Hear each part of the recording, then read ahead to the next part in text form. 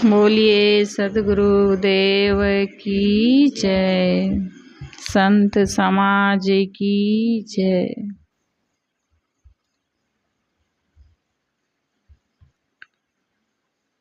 जीव के बंधन केवल दो हैं।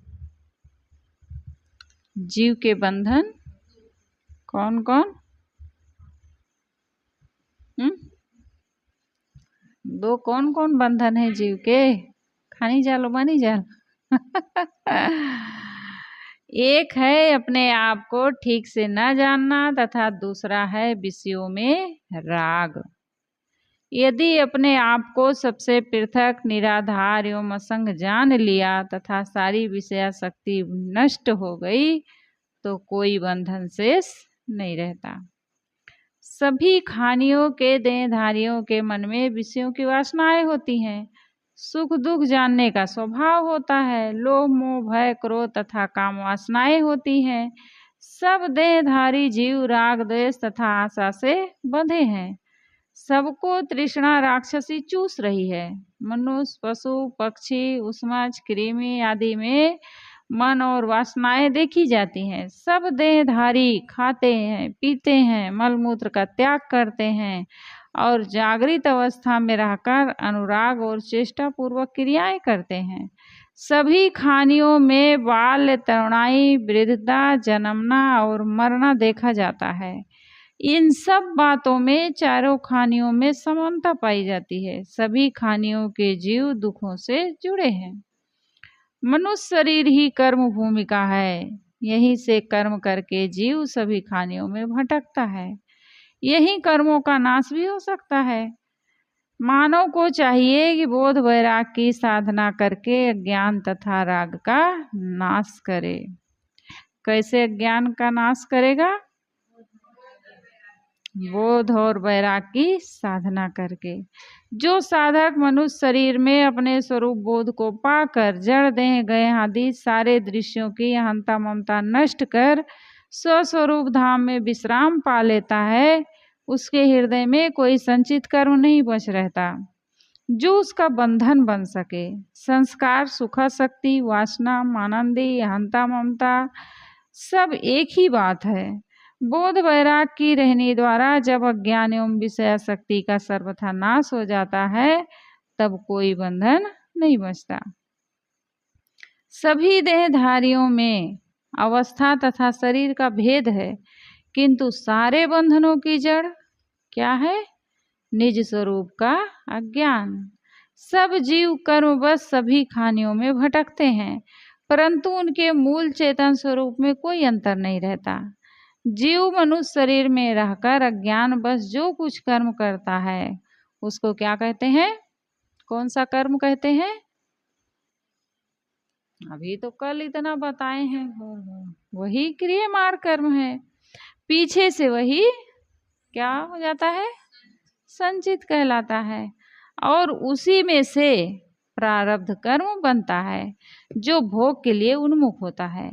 यदि जीव अपना लक्ष्य विषयासक्ति की तरफ से हटा लेता है तो सकाम कर्म नष्ट हो जाते हैं। जो विषयासक्ति को पूर्ण नष्ट कर अपने आप में स्थित हो जाता है उसके लिए बंधन बनाने वाली कर्म वासनाओं का लेस मात्र रहना भी कैसे संभव है? चेतन तो शुद्ध स्वरूप है, अपने आप में कामनाहीन है।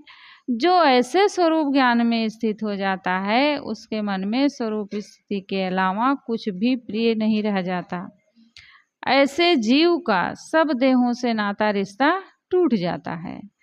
जब जीव स्वयं जड़ दृश्यों से पूर्ण विरक्त होकर निज स्वरूप में स्थित हो जाता है तब भला कौन जड़ बंधन जीव को खोज ढूंढ कर मिल सकता है और उसे बांध सकता है? जीव चेतन होने से वही विषयों में सुख मानकर बंधन बनाने वाला था। कौन था बंधन बनाने वाला? विषयों में सुख कौन मानता है? जीव मानता है। जीव चेतन होने से वही विषयों में सुख मानकर बंधन बनाने वाला था। जब उसने अपनी भूल छोड़ दी तब जड़ कर्मों की पहुंच जीव तक कहाँ हो सकती है? बोधवान को चाहिए कि जब तक प्रारब्ध शरीर साथ में है तब तक संसार सामने है, अतएव वह तब तक मन के स्मरणों को परख परख कर उनसे सदैव अलग रहता रहे और सारी आसक्ति निर्मूल करते हुए अपने आप का ही प्यार करे, अपने स्वरूप में ही विश्राम करे। ऐसा जीव शरीरांत में विदेह मुक्त हो जाता है। फिर उसके सामने कारण का जड़ जगत नहीं रहता, वह सदैव अपने आप में शांत रहता है। विदेह मुक्त कौन होता है ममता?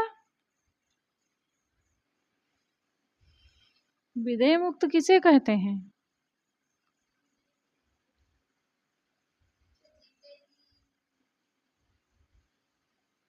सुधा, नीलम,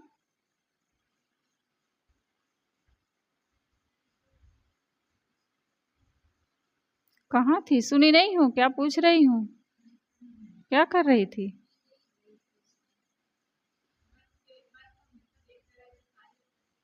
जो सारी आसक्तियों को देख करके त्यागता रहता है, सारे स्मरणों को परख परख करके उनसे अलग होता रहता है, सारी आसक्तियों को निर्मूल करता रहता है, वही अपने स्वरूप में विश्राम पाता है और ऐसे जीव शरीरांत में विदेह मुक्त हो जाते हैं।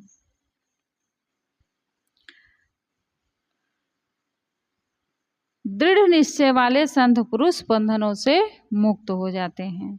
मनुष्य में यह शक्ति है कि वह जिसे अपना शत्रु समझ लेता है उससे बचने के लिए सदैव सावधान रहता है। जब वह विषय शक्ति को अपना शत्रु समझ लेगा तब उसे त्याग देगा तथा आगे जीवन भर उससे बचे रहने के लिए सावधान रहेगा। अब तो हम भैया इनसे सावधान रहेंगे, हम जान गए, ऐसे बोलते हैं ना ममता। अब हम इनसे हमेशा सावधान रहेंगे, अब हम जान गए। हम अरे भाई, जिसको अपना शत्रु मान लेते हैं, और किससे? अब नाम भी बता दो, किससे बता दूं? अच्छा, जिसको हम अपना शत्रु मान लेते हैं, जिसको समझ लेते हैं कि इनसे हमारी हानि हो रही है, हमारे मार्ग में बाधक है, उनसे हम सदैव सावधान रहते हैं। तो ऐसे ही जो सारी विषय शक्ति है वो भी तुम्हारे शत्रु हैं, तो उनसे हम क्यों नहीं सावधान होते? क्योंकि उनमें हम चिपके हुए हैं, उसे अपना शत्रु नहीं मानते, उसको अपने आदिकाल का मित्र है। जितनी विषय शक्ति मनोविकार हैं अनादिकाल के हमारे मित्र हैं, आज भी हम उन्हें अपना मित्र मान करके बैठे, उन्हें शत्रु समझ ही नहीं रहे हैं, तो उनको हम कैसे त्यागेंगे? उनको जीवन भर अपने साथ रखे रहते हैं, वही उनके दुख का कारण बना रहता है। तो साहब कह रहे हैं जब वह विषय शक्ति को अपना शत्रु समझ लेगा तब उसे त्याग देगा तथा आगे जीवन भर उससे बचे रहने के लिए सावधान रहेगा। मनुष्य के दृढ़ संकल्प में बल है कि वह जिसे चाहे उसे पूर्णतया त्याग दे। सब मनुष्य जो जो काम करते हैं उन्हीं के संस्कार उनके मन में बने रहते हैं। उनकी समझ तथा कर्म जैसे जैसे बदलते हैं वैसे वैसे उनके मनन के प्रसंग भी बदलते हैं। भय वाले काम, निर्भयता वाले काम, चिंता वाले काम, निश्चिंतता वाले काम, अर्थात जैसे जैसे काम किए जाते हैं वैसे वैसे संस्कार मन में अंकित होकर मन की वैसी ही दशा हो जाती है। हमारी हानि तथा लाभ की जैसी समझ होती है वैसे मन में हर्ष शोक होते हैं। मनुष्य को जैसा मन में निश्चय है और जैसा वह उद्यम करता है उसी के अनुसार उसकी मनोधारा एवं स्मरण प्रवाह रहते हैं। सभी मनुष्य रात दिन अपने मन के संकल्प विकल्पों में जूझते एवं उलझते रहते हैं। यदि साधक सत्संग करता, सत उपदेश देता या सुनता या स्वरूप स्थिति का अभ्यास एवं वैराग करता है और ये सब बहुत काल तक करता है तो इनके संस्कार उसके मन में दृढ़ हो जाते हैं और उसे इन्हीं के सपने भी होने लगते हैं। गाढ़ी नींद में इन्हीं संस्कारों की अंतःकरण में लयता रहती है और जागते ही यही संस्कार मन के सामने आने लगते हैं। यदि सोते सोते बीच में चौंक जाएं तो उस क्षण भी वही भाव मन में आएंगे जो बहुत प्रिय हैं या जिसके संस्कार प्रबल हैं। जो पारक पद को पा गया है अर्थात जो सबको परख परख कर उन्हें छोड़ते हुए निज स्वरूप में स्थित रहता है, इसी का निरंतर अभ्यास करता है और मनसा वाचा तथा कर्मणा इसी में अनुरक्त रहता है, वह अवश्य निज स्वरूप स्थिति सिंहासन पर विराजमान होता है। प्रारब्ध के भोग तो अदृश्य हैं, कोई नहीं जानता कि अगले क्षण शरीर का क्या होगा, परंतु मनुष्य शरीर का परम पुरुषार्थ जो शांति की प्राप्ति है, उसके लिए वह समर्थ है। साधक को चाहिए कि जो पुनः प्रारब्ध शरीर की रचना करने में कारण है, उस विषयासक्ति को नष्ट कर दे। सन्मार्ग पर चलने वाले सूरवीर साधक का साहस दिन प्रतिदिन दूना बढ़ता जाता है। मन तथा इंद्रियों को जीतने के संबंध में किसी को भी कायर कुचर नहीं बनना चाहिए। किसमें कायर कुचर नहीं बनना चाहिए? मन और इंद्रियों के जीतने के संबंध में किसी को भी कायर कुचर नहीं बनना चाहिए। हमसे कहाँ हो पाएगा, अरे ये बड़े लोगों का काम है, हमसे थोड़े बन पाए, हमारे पास तो योग्यता ही नहीं है, हमारे पास तो दिमाग ही नहीं है, हमारे पास बुद्धि ही नहीं है, हमें ऐसी सुविधा ही नहीं मिल रही है।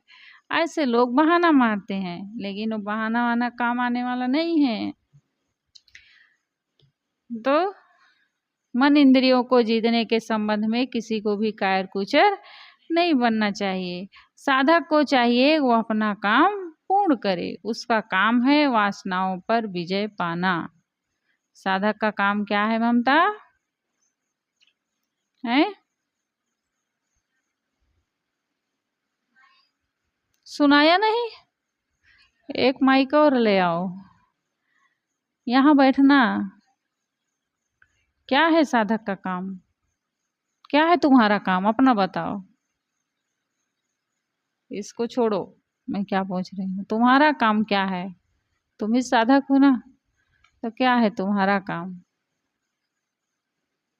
नीलम तुम्हारा काम क्या है?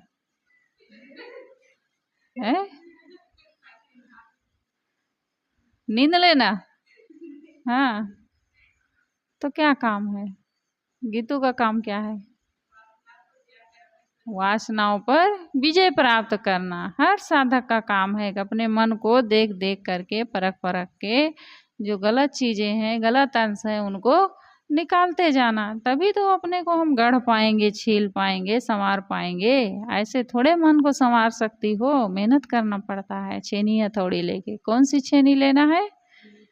विवेक वैराग की छेनी हथौड़ी ले करके अपने मन को छीलना है। जो गलत अंश हैं, विकारी आदतें हैं, उनको निकालना है, तब हम मूर्ति का रूप लेंगे। ऐसे नहीं पूजा होने लगती है। इसी से दुखों का अंत होगा। जिस स्वरूप स्थिति के स्मरण में, ध्यान में, आचरण में, सुख निश्चय में तथा ध्येय में निरंतर सुख है, उसमें क्या घाटा है? जो साधक अपना मन अलग भटकाए, देह में घाटा कौन है? कैसे है?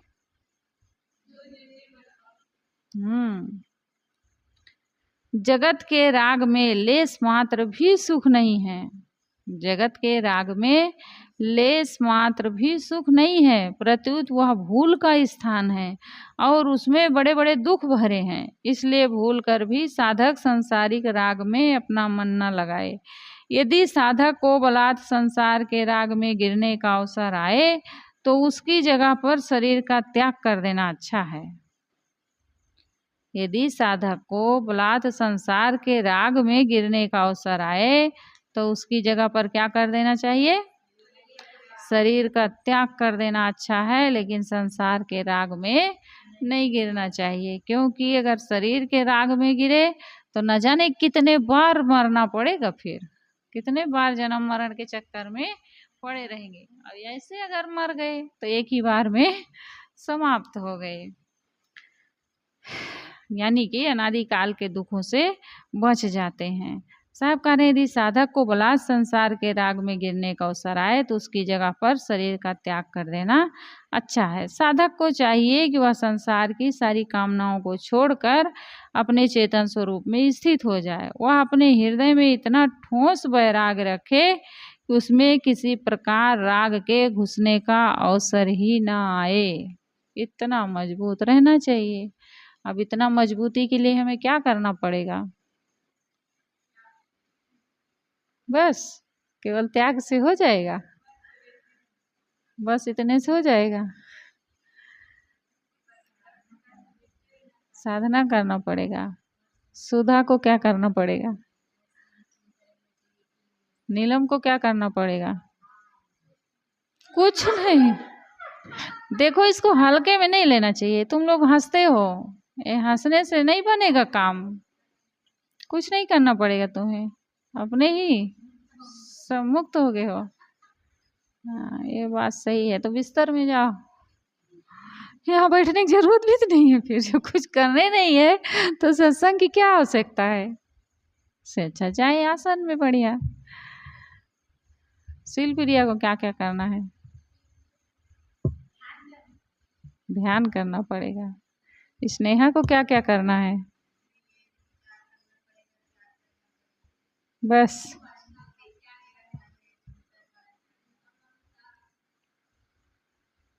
सुप्रभा साहब क्या क्या करेंगी?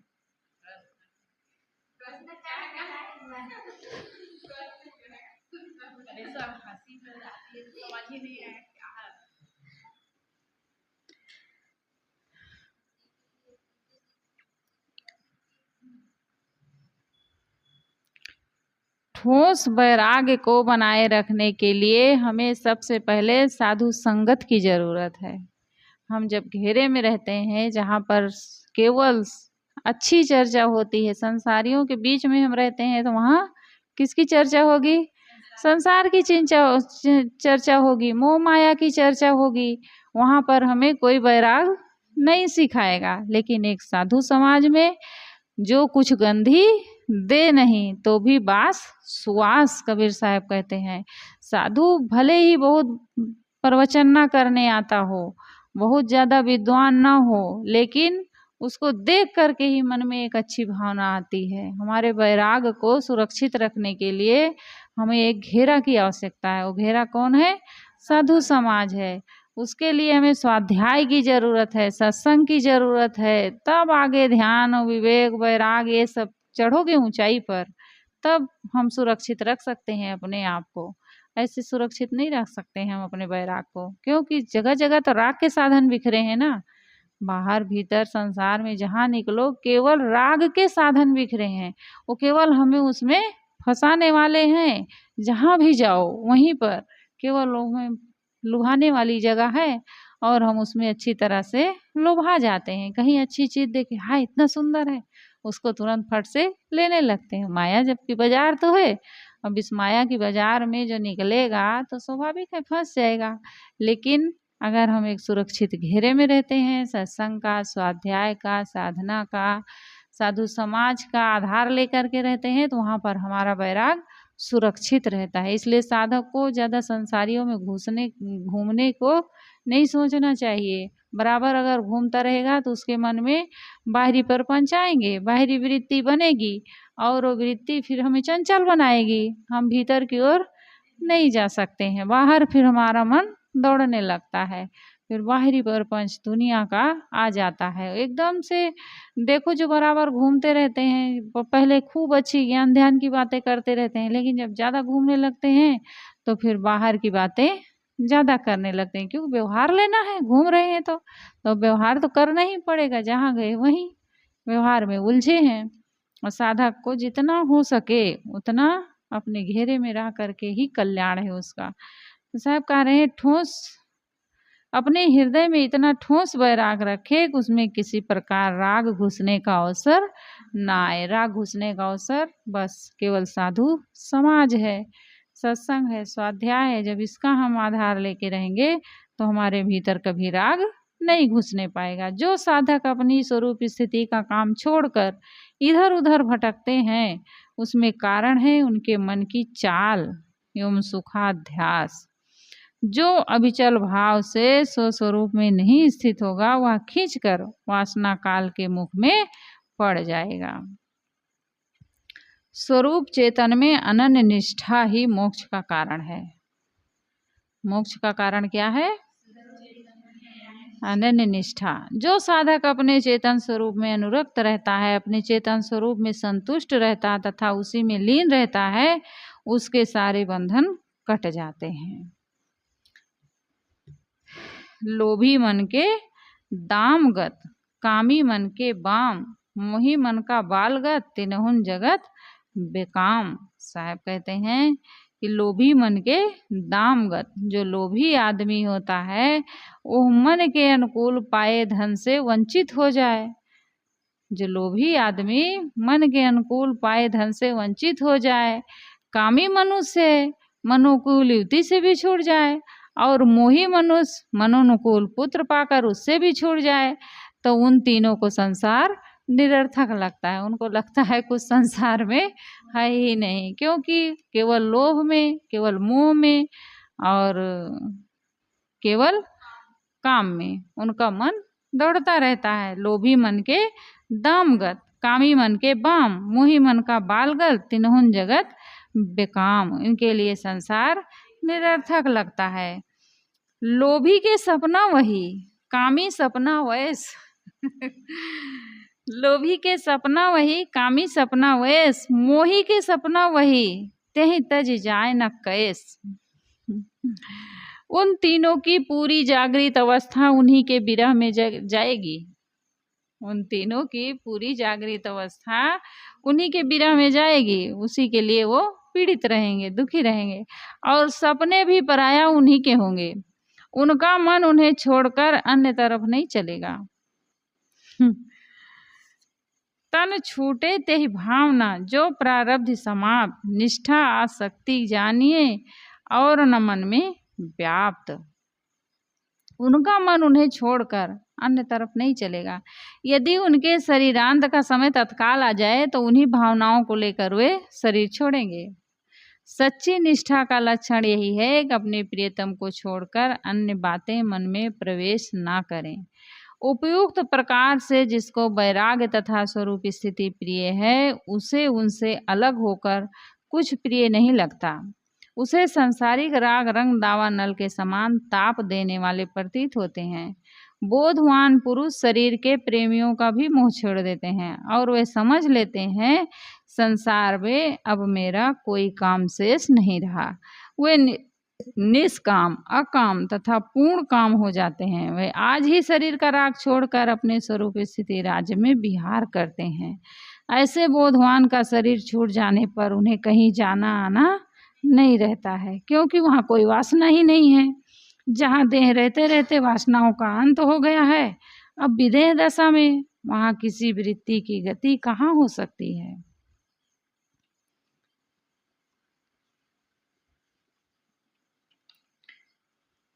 विषयों में सुखासक्ति तथा उनका भोग छोड़ देने पर जीव मुक्त हो जाता है। सारे बंधन विषय में सुख मानकर उन्हें भोगने से बनते हैं। यदि साधक सारे विषयों में सुख मानना छोड़ दे तथा केवल सुख मानकर जो भोग भोगे जाते हैं उनका पूर्णतया परित्याग कर दे और अनासक्ति पूर्वक केवल शरीर का निर्वाह ले, तो वह सारे बंधनों से मुक्त हो जाता है। क्या क्या करे?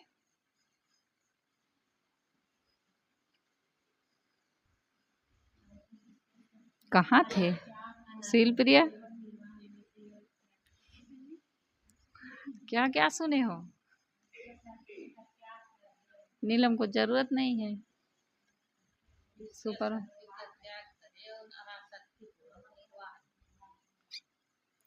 यदि साधक सारे विषयों में सुख मानना छोड़ दे, विषयों में जो सुख मानते हैं सुख मानना छोड़ दें, केवल सुख मानकर जो भोग भोगे जाते हैं उनका पूर्णतया परित्याग कर दे और अनासक्ति पूर्वक केवल शरीर का निर्वाह ले, तो वह सारे बंधनों से मुक्त हो जाता है। मैं जान जाती हूँ जब तुम लोग ध्यान से सुनते नहीं हो, तो इसीलिए मैं उसी समय पूछती हूँ। हाँ, नहीं तो मैं नहीं पूछती। वो तुरंत, हाँ, चंचल बना है ना, यही तो चंचलता है। जब एकाग्रता रहेगी तो कहीं नहीं भागेगा। मन बिखेर के रखे हैं बस, कहीं एकाग्र थोड़े होता है उसमें। यही है, अभी साहब यही बताए ना, जिसको प्रेम रहता है जहाँ, वहीं उसका मन जाता है। वो लोभी के सपना वही, कामी सपना वही है मन की हाल। जहाँ प्रेम रहता है वहीं वो दौड़ के जाता है, वो उन बातों को सोचने लगता है जल्दी से। जो लोग गांजा, भांग, अफीम, तंबाकू, चर्स, ताड़ी, मदिरा आदि पीते खाते हैं, वे उनमें अपनी सब प्रकार की हानि समझते हुए भी उन्हें सुख मानकर उत्साह से उनका उपभोग करते हैं। उनमें से जो लोग उन व्यसनों में असाध दुख समझ लेते हैं और उन्हें मलिन समझकर बहुत निश्चय, साधना एवं प्रयत्न से छोड़ देते हैं, वे काफी समय तक त्याग का अभ्यास करके उसकी वासनाओं का सर्वथा नाश कर देते हैं। फिर उनके मन में उन व्यसनों के लिए कोई आकर्षण नहीं रह जाता।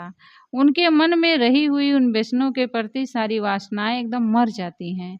उन्होंने उन व्यसनों को जब छोड़ा था, उसे उस समय की उनकी आसक्ति अब नहीं सताती। वैसे उसके पूर्व उस संबंध की 50 वर्षों की आसक्ति भी नहीं रह जाती। अर्थात 20, 30 या 50 वर्ष पूर्व से पड़ी हुई आसक्ति वर्तमान में आसक्ति छोड़ देने से मिट जाती है। जैसे वर्तमान मानव शरीर की आसक्ति विवेक द्वारा नष्ट हो जाती है, वैसे पूर्व के सैकड़ों कल्पों एवं अनादि काल से होती आई सभी देहों की आसक्ति साधना द्वारा छूट जाती है। वर्तमान में विषयासक्ति रखने तथा विषय सेवन से पूर्व में रही हुई विषयासक्ति की पुष्टि होती रहती है। जब वर्तमान में विषयासक्ति में कठिन दोष समझकर उन्हें त्याग दिया जाता है, तब मानव अनादि काल से रहती आई हुई सारी विषयासक्ति जड़मूल से नष्ट हो जाती है। यदि कहा जाए कि मानवेतर खानियों की जो विषयासक्ति है वह रह जाएगी, तो ऐसा मानना ठीक नहीं, क्योंकि जहाँ तक असंख्य खानियों में जाकर जीव ने विषयासक्ति बनाई है, उन सब में केवल 5 विषय के प्रति सुख का अध्यास है। इन्हीं 5 विषयों के सुख भ्रम में पड़कर जीव नाना शुभाशुभ कर्म करते हैं और उनके फल भोगते हैं। इनको छोड़कर संसारी जीव न कोई कर्म करते हैं और न किसी से वास्ता रखते हैं। इसलिए यदि इन 5 विषयों की आसक्ति आज मानव देह में विवेक वैराग द्वारा नष्ट कर दिया जाए, तो जीव के लिए कोई बंधन नहीं बचता। जिसके हृदय में पारक का पूर्ण प्रकाश है, अर्थात स्वरूप ज्ञान का पूर्ण उजाला है, उसके हृदय में शुद्ध चेतन की स्थिति है। ऐसा जीव अपने चेतन देश में ही निवास करता है। वहाँ मन वाणी का अंत है और चेतन अपने आप शेष है। ऐसा जीवन मुक्त शरीरांत में सारी जड़ प्रकृति से सर्वथा निर्वित होकर अपने आप रह जाता है। तो जीव कब मुक्त होता है ममता?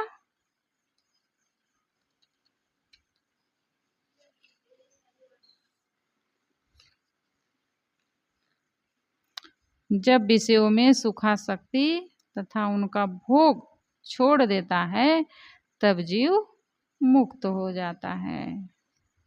जीवन मुक्त किसको कहते हैं और विदेह मुक्त किसको कहते हैं? जीवन मुक्त किसको कहते हैं? सुधा?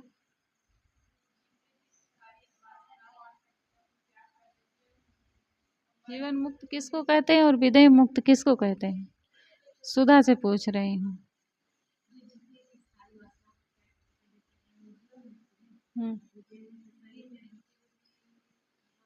दोनों बात तो एक ही हो गई।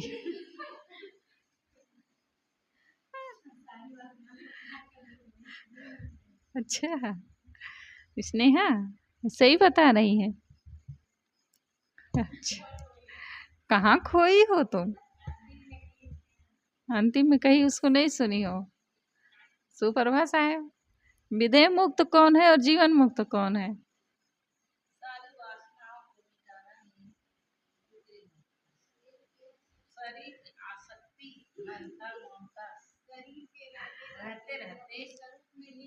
हाँ। और विदेह मुक्त?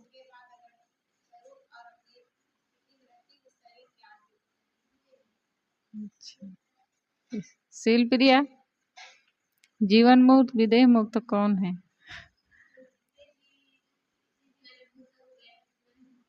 हाँ। जो जीते जी जीवन मुक्त हो गया वही शरीर छूट गई विदेह मुक्त हो गया भाई। इतना नहीं समझ पाते हो, ऐसे घुमा घुमा के बताते हो कई बार। जो जीते जी मुक्त जीवन मुक्त है, फिर शरीर छूट गया तो विदेह मुक्त हो गया, क्योंकि देह नहीं है वहां पर, यहाँ जीवन है, इसलिए जीवन रहते वो मुक्त है। सारी वासनाओं को त्याग कर दिया है तो जीवन मुक्त है। अब शरीर भी त्याग दिया तो विदेह मुक्त हो गया, शरीर से भी मुक्त हो गया, अब शरीर भी नहीं धारण करना उसको।